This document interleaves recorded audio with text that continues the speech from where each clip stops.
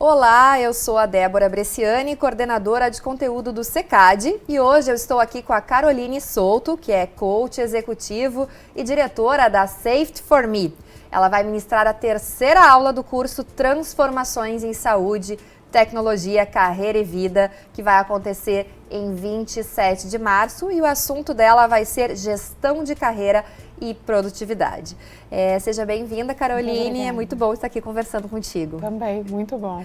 Bom, antes de a gente começar a falar sobre o assunto da tua aula, eu quero saber um pouquinho de ti, da tua formação, né? Quem é a Caroline Souto? Conta pra gente, pro pessoal que está assistindo a gente também. Sim, muito obrigada pelo convite, Débora, é um prazer estar aqui com vocês hoje. A minha formação é economia. Eu me formei em economia e durante a minha carreira eu fiz um exercício muito interessante de explorar o olhar da gestão dentro das empresas. Eu trabalhei quase 4 anos na Falcone Consultores de Resultado e dentro da consultoria eu fui aprender metodologia de gestão, que é o famoso PDCA, que é muito utilizado dentro da área da saúde para a solução de problemas e melhoria contínua. Ao longo desse período eu fui percebendo como é que as pessoas estavam... Como é que a gente poderia gerar maior aprendizado das pessoas ao utilizar a metodologia? E comecei a me interessar por outras teorias e fui parar num mestrado em Ciências Sociais, estudando antropologia das organizações. Isso veio por uma provocação interna também. Eu tinha recém assumido um cargo de liderança numa cooperativa médica aqui em Porto Alegre. E eu estava, na minha primeira experiência de líder, me perguntando como é que é ser líder, né? A gente é promovido, a gente recebe um reconhecimento, mas eu não tinha a menor ideia do que isso significava. E eu, naquele momento, eu disse, eu preciso estudar isso. Então, fui para Ciências Sociais, para Antropologia das Organizações, estudar como é que um líder se forma dentro de uma organização. Em paralelo a isso, eu comecei a estudar coaching executivo, coaching de equipes em escolas inglesas. Eu fiz todo um olhar sobre gestão, inovação e gente durante o mestrado, porque eu fui entendendo que a liderança se forma a partir de experiências em gestão e em desenvolvimento de pessoas, que são 2 pilares que a literatura trabalha bastante, mas eu pude experimentar e olhar isso na prática. Depois de um tempo trabalhando com inovação dentro dessa cooperativa, eu comecei a olhar para o empreendedorismo. Então, na medida em que eu fui tendo novas experiências, isso foi ampliando o meu olhar e eu fui entendendo que eu podia contribuir de formas diferentes. E aí, em relação a isso, em 2019, eu comecei a trabalhar junto com um médico que se chama o Dr. Salvador Gulo Neto, dentro dessa startup que é o Safety for Me, que tem a intenção de reduzir eventos adversos a partir da educação do paciente. E a gente tem visto, e para mim está sendo uma alegria, poder combinar todo o meu conhecimento sobre gestão, sobre desenvolvimento de equipes, alinhado à saúde e promovendo a inclusão do paciente no time de saúde. O que para nós tem sido um trabalho bastante rico e que me proporciona ter experiências diferentes e ampliar meu olhar aí dentro da minha carreira. Legal, a gente ainda vai falar sobre a Safety for Me, né, sobre esse aplicativo, mas você falou aí que estudou bastante, então, a parte do coaching e chegou agora a ser a presidente da regional aqui do Rio Grande do Sul, de uma associação importante da área, né? Nos conta um pouquinho sobre isso. Em 2013, eu fiz a minha formação em coaching executivo em 2013 na Academy of Executive Coaching, que é uma escola que nasceu em Londres e ele trouxe para cá, para Porto Alegre, algumas turmas. Eu fiz a primeira turma em 2013 e logo na sequência eu pude fazer a fundação do capítulo regional da ICF, que é a International Coaching Federation, aqui no Rio Grande do Sul. E nessa caminhada aí dos últimos 6, 7 anos, agora, em 2019, eu fui convidada e eleita pelos associados para assumir a presidência do capítulo no biênio 19 e 20. Né? Então, hoje a ICF é a maior associação de coaches do mundo, começou nos Estados Unidos, mas a gente tem aí capítulos ao redor do mundo e tenho muito prazer de estar aqui no Rio Grande do Sul representando essa instituição. Né? Ah, legal, bacana. E assim, para alavancar a carreira, seja ela qual for, na área da saúde, enfim, que é o nosso assunto do curso, você fala em ter um propósito. Sim. Mas para isso, você também diz, para ter um propósito é preciso ter autoconhecimento. Sim. É isso mesmo? Sim. Eu percebo que na corrida do dia a dia, a gente para pouco para refletir sobre aquilo que nos faz bem, sobre aquilo que é relevante e importante para nós. Então, entender qual é os seus dons e talentos me dá pistas para entender qual é a minha razão de existir. Isso pode ser muito profundo, mas não necessariamente, né? Eu posso ir experimentando isso, né? Entendendo qual é a minha razão de ser, o que é que eu quero deixar enquanto legado e poder testar e experimentar isso na forma como eu apresento o meu trabalho. Então, eu posso te dar um exemplo muito rico. A minha mãe é enfermeira e ela durante muitos anos trabalhou na pediatria e trabalhou desde UTI pediátrica e pediatria, e quando ela se aposentou, ela começou a pensar como é que ela ia poder expressar o propósito dela de cuidar. E ela criou algo para a educação de pais com bebês. Então, o propósito segue cuidar, mas a expressão disso muda.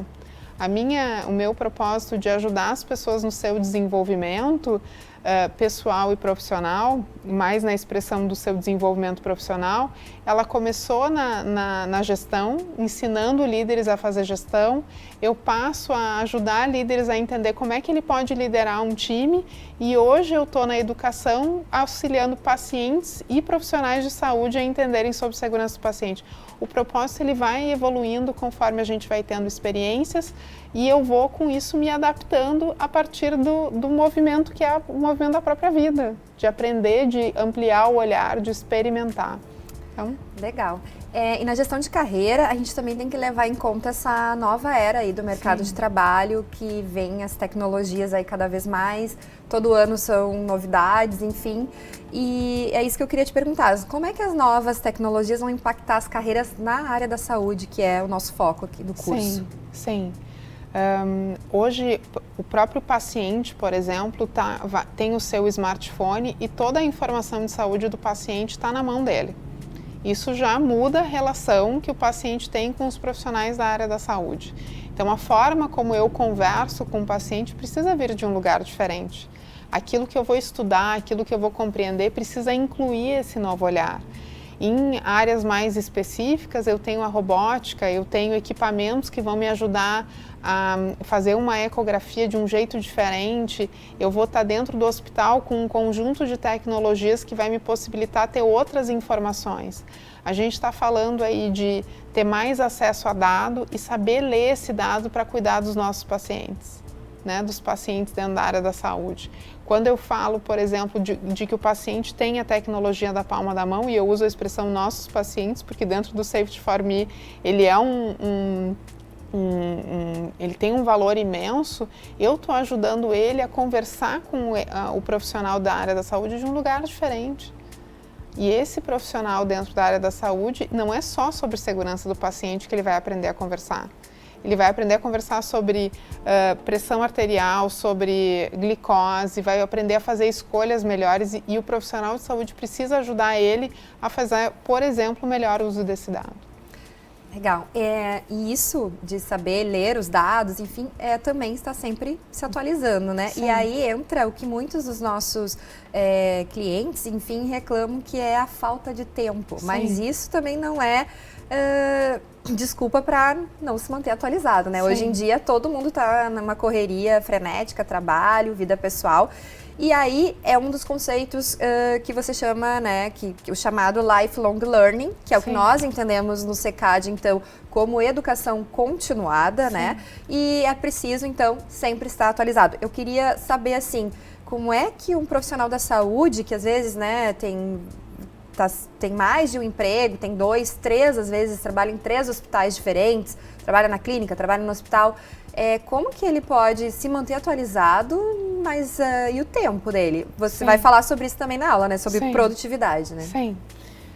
Eu acho que essa é uma excelente pergunta e é uma pergunta que não só os profissionais da área da saúde estão se fazendo, todos os profissionais estão começando a se perguntar como é que eu dou conta da quantidade de informação que eu passo a ter acesso e como é que eu faço com que essa informação gere conhecimento, né? Porque a gente tem um monte de informação disponível, mas isso precisa reverberar e chegar num resultado que seja benéfico para mim e para as pessoas com as quais eu me relaciono. Quando a gente vê todas essas mudanças acontecendo, a gente precisa... o contexto mudou, né? Quando a gente trabalhava com um conceito de carreira há 20 anos atrás, quem se formou em determinada profissão, como médico ou enfermeiro, vai fazer as suas especializações e vai seguir como médico e enfermeiro. Vai ter algumas inovações, algumas pesquisas, artigos científicos, a gente vai organizando isso, mas eu vou ser sempre um médico e enfermeiro. Hoje a gente está vendo que com as possibilidades de desenvolvimento a partir, e aí por isso é importante o autoconhecimento, entender aquilo que é importante para mim, eu posso expressar isso de jeitos diferentes. Então, para isso eu preciso, de novo, me autoconhecer e estar sempre em contato com aquilo que é importante para mim e buscar conhecimento técnico que suportem as experiências que eu quero ter. Então, ao fazer um curso, ao ler um livro, a ter acesso a uma informação diferente, é um jeito de experimentar e de ter conhecimento daquilo que eu quero crescer dentro da minha carreira. Participar de projetos dentro do meu hospital, dentro da minha instituição de saúde, fazer um curso fora, entender, tudo isso me ajuda a ampliar o meu olhar para lidar com as constantes mudanças que estão acontecendo hoje dentro do mercado. Não só na área da saúde, como em todas as áreas. Então, é uma coisa que é comum para nós adultos que estamos trabalhando, enfim. Bom, pessoal, produtividade é um dos assuntos, então, que a Caroline vai falar, né, no dia 27, na aula dela. Caroline, vamos dar um spoiler pro pessoal, né, que está nos assistindo, assim, parece que tu vai dar 2 exercícios nessa aula, né, e pode falar um pouquinho sobre, mas não fala muito, porque eu quero que eles assistam dia 27, tá? Sim, com certeza. Como uma forma de ajudar, então, na experiência, na geração de reflexão e aprendizado, eu trouxe 2 exercícios. Um deles é sobre valores, e aí vocês vão ter acesso às instruções sobre esse exercício durante a aula. E no final eu trouxe um pequeno exercício sobre um plano de ação daquilo que é possível fazer diferente diante dos conhecimentos que vocês tiverem acesso dentro da minha aula e dentro da aula das outras 2 aulas dentro do curso, né? Então vocês podem aplicar isso para o conteúdo de gestão de carreira e produtividade, mas acho que incluindo todas as reflexões que vocês vêm fazendo a partir da aula do Dr. Pedro Chestatsky. Ah, legal, bacana. E aí a gente falou de tecnologia, então, que mudou também o jeito da gente ver a nossa relação aí na nossa carreira e também a nossa relação aí com o paciente, né?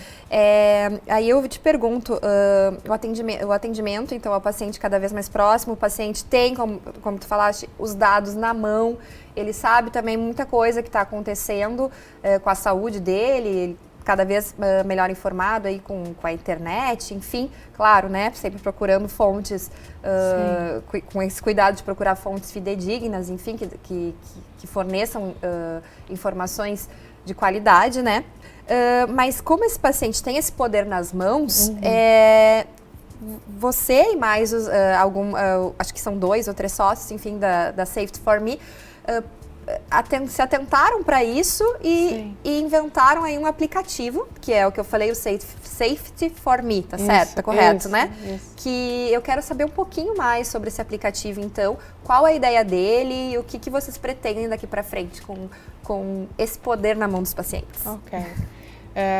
O Dr. Salvador Gulu Neto, que é médico cirurgião, ele tem uma fala que eu acho muito rica, que é os pacientes já estão no comando, né? Então, quando ele começa a ter acesso à informação e chega dentro de uma consulta para falar sobre determinada coisa já com alguma informação que precisa ser clarificada, quando ele tem o smartphone que dá informações para ele, a gente começa a botar o paciente verdadeiramente no centro do cuidado, que é uma rica tendência dentro da área da saúde, com que o paciente seja o maior, porque enfim, o maior beneficiário, enfim, do cuidado dentro da equipe de saúde.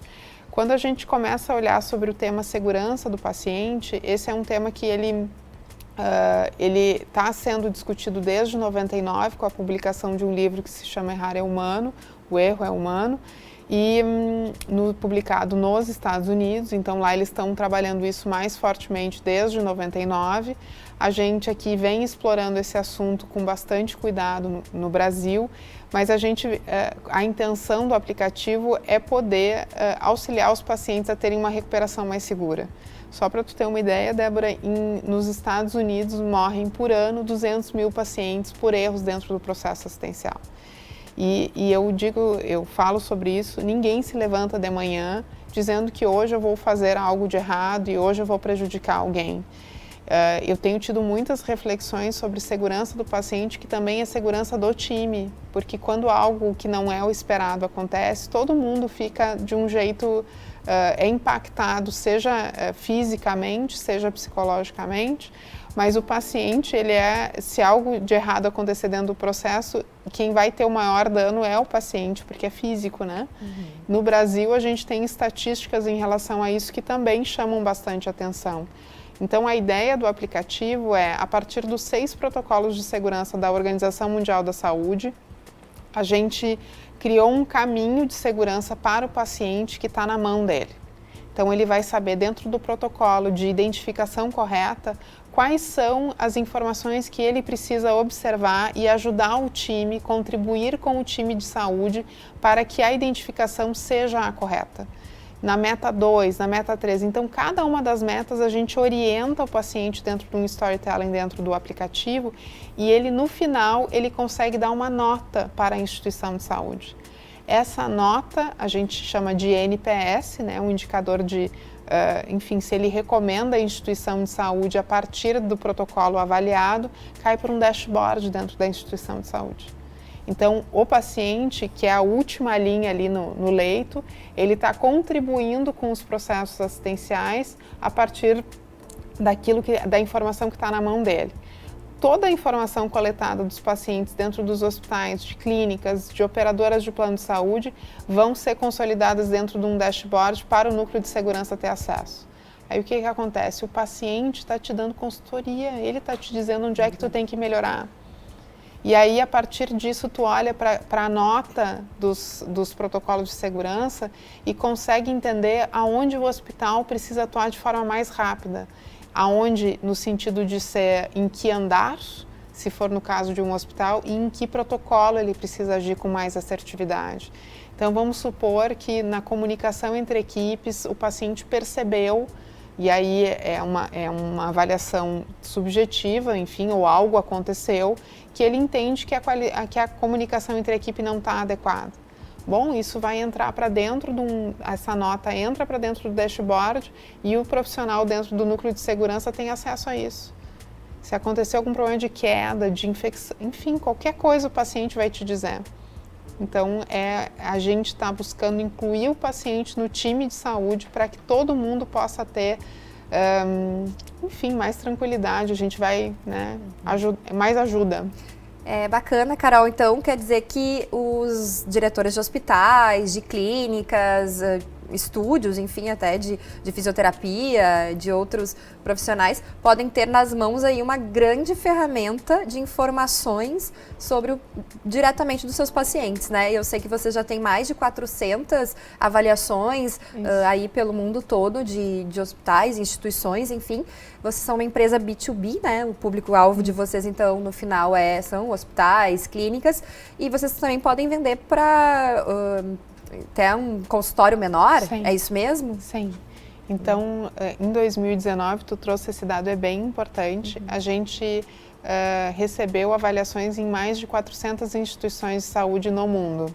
Hoje a gente está no Brasil, nos Estados Unidos e começando a operação em Portugal.